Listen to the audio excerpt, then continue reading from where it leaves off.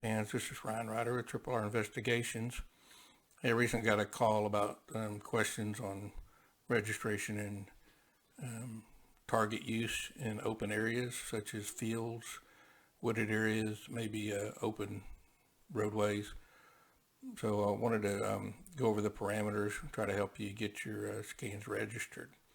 So remember, your kilometer can help you in these situations, so make sure your scanner is ready to go and balanced. Then we're looking for 2 more targets. If you get 3 in there, you're better off.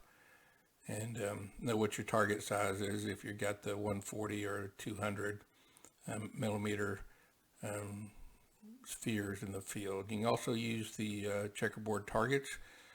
Just make sure your distance is appropriate. So when we look at this, remember, resolution is a big thing. You're going to have to go up to probably at least 1/4 and make sure this distance is appropriate for your sphere size. Okay, so we're trying to register that visual from the sphere, get those 80 points, and green means it's going to register and get those scans together for accuracy.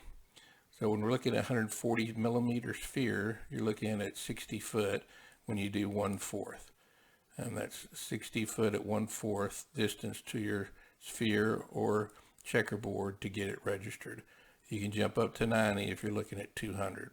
Okay, so if you're doing that, you got to strategize appropriately to make sure they're in the good position, they're visual, heights are varying, they're not linear, and you can get those scans registered. Okay, so remember your setup. If you're going to use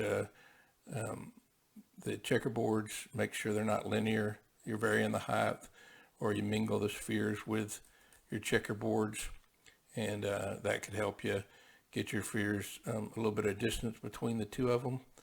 And don't forget to don't bisect them. It might mess up your registration process or recognizing those.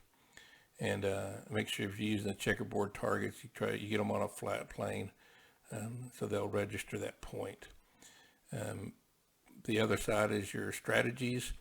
If you can get your centralized area where you can use minimal targets and then move your scanner around the area, very good strategy.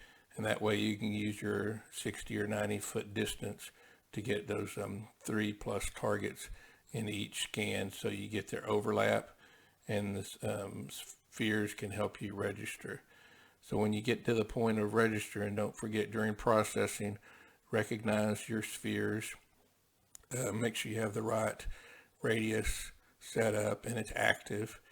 And once you process those and it finds the spheres, then you're going to have to register it target-based. And target-based registration, when you use this, and that way it'll hone down your distances and your error rate. If Centralized doesn't work, don't forget the traverse option, where you leapfrog your spheres and targets around the area and then close them in at the last with your original set. So once again, if you're using spheres and checkerboards as targets, process them, make sure you activate your appropriate size for your spheres, turn on checkerboard targets if you use them, and then when you register them, do target-based registration, and you'll be good to go. If you have any questions, look us up at RRinvestigations.com. Our phone number is 682-325-1442. Hope this helps. Take care.